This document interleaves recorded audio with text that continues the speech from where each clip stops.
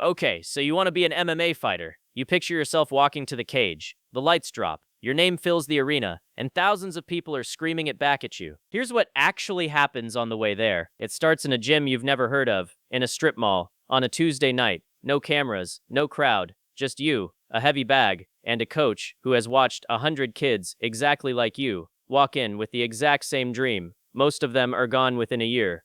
The real question isn't whether you want this. It's whether you understand what you're actually signing up for. Let's go through it honestly, number by number. Mixed martial arts isn't one thing, it's a pyramid, and almost everyone lives at the bottom of it. At the base are the amateurs, fighters who compete for free, purely for experience, in small local shows in front of a couple hundred people. Above them sit the regional professionals, fighting on tiny circuits for a few hundred to a few $1,000s a night. And at the very top is a thin cap of elite promotions, the biggest being the UFC, whose entire global roster is only around 600 fighters. Sit with that number for a second. Out of the tens of thousands of people training seriously to fight around the world, only about 600 hold a top promotion contract at any given moment. When you picture being an MMA fighter, you're picturing that top sliver. The odds say you'll spend your career in the layers underneath it. So how do you actually start? You walk into a gym. That part is easy, and it's cheap. Membership at a serious MMA gym runs roughly at $50 to $250 a month, and most fighters train at least two disciplines, striking and grappling, sometimes at two different gyms. Add private coaching, gear, mouthguards, gloves, and the cost of traveling to fights, and a committed amateur is often spending a few $1,000s a year to compete for nothing. Read that again. In the early years, this doesn't pay you, it costs you. And unlike most sports, there's no scholarship, no draft, no signing bonus waiting at the end of the amateur road. Most people who go pro do it after 5 to 10 amateur fights. That sounds fast. It isn't. Those 5 to 10 fights are spread across 2, 3, sometimes 4 years of daily training, because you can only fight so often, and every loss slows you down. So how long does it take to become a professional MMA fighter? Realistically, 3 to 5 years of hard, consistent training before you take a paid fight, and that paid fight might earn you $500. Turning pro is not the finish line. It's the moment the sport stops being a hobby and starts being a second job you're bad at getting paid for. Now the money. This is where the fantasy takes the most damage. How much do MMA fighters actually make? At the entry level of the UFC, the single biggest promotion in the world, fighters typically earn somewhere around $10,000 to $30,000 to show up, and often the same amount again only if they win. Most fighters compete 2 or 3 times a year.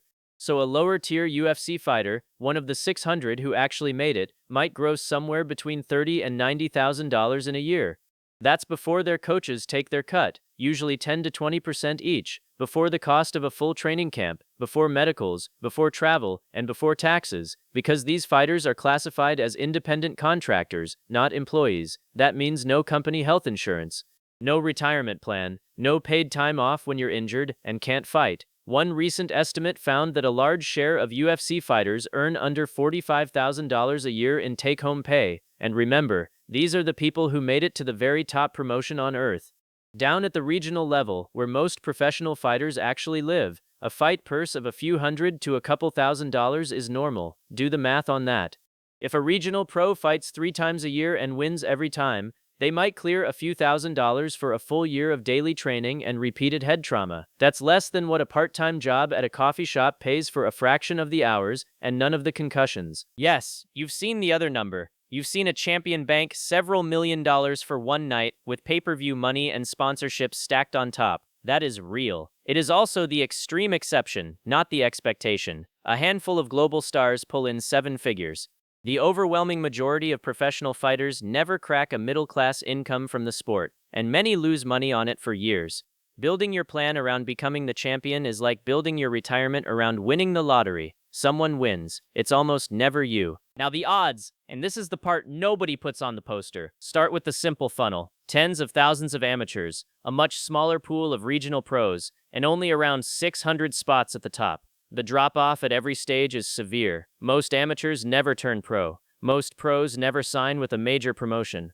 Most who sign are cut within a fight or two of a couple of losses, because at the elite level you generally need to win around 80% of your fights just to stay employed. Careers are short. A serious injury, and there are many, can end everything in a single night. And the injuries are not rare. Studies of professional MMA competition find injury rates ranging from roughly 24 to over 50 injuries per 100 fights, depending on how you count.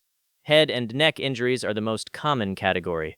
Concussion rates land somewhere around 15 per 100 fights. Somewhere between a quarter and a third of all fights end in a knockout or a technical knockout, which means one fighter's brain got rattled hard enough to stop the contest. This isn't a fluke risk.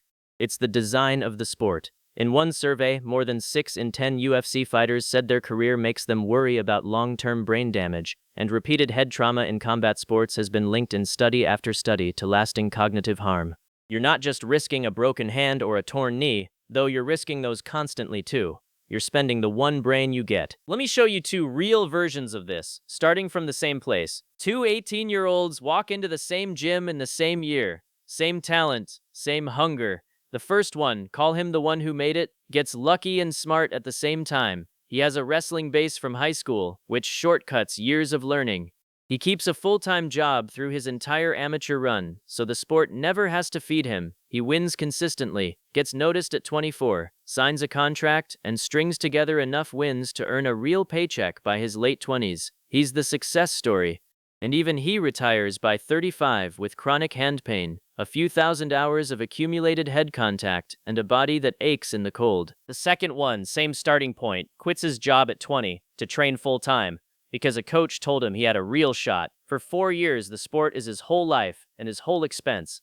He goes pro, fights regionally for purses that barely cover his gym fees, tears his knee at 25, and spends a year unable to train or earn. He comes back, loses 2 close fights, and gets released before he ever reaches a major promotion.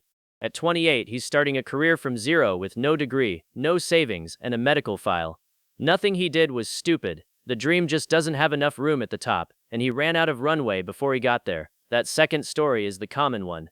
The first one is the exception we make videos about. So who is this actually for? Be honest with yourself here, because the sport will be. This is not for you if you need financial security in your 20s, because it will actively take money from you for years. It's not for you if you're chasing fame, because the odds of reaching the level where fame exists are brutally thin. It's not for you if you're not already comfortable getting hit in the face repeatedly in training, long before any crowd is watching, because that's 99% of the life. And it is genuinely not for you if you cannot accept, clearly and in advance, that you may be trading long-term brain health for a career that most likely never pays a living wage. Here's who it is for. It's for the person who would train anyway, purse or no purse, crowd or no crowd, because the training itself is the reward. It's for someone who has a way to support themselves that isn't fighting, so the sport gets to be a calling and not a gamble with rent money. It's for the rare person with an early edge, a wrestling or grappling or striking base built in childhood, who understands the money is unlikely and steps in with eyes fully open. If that's you, and you've read every number above and still want it, then go. The people who last are the ones who wanted the work, not just the walkout. Because here's the truth underneath the fantasy. That image of you walking to the cage with your name in the lights is real for a few hundred people on the planet. For almost everyone else who starts, the real arena is that quiet gym on a Tuesday night. The heavy bag, the coach, and a choice about how much of your body and your bank account you're willing to spend on a dream. The math is not on your side to win. Now you can see it clearly. The lights, the crowd, and everything the poster left out.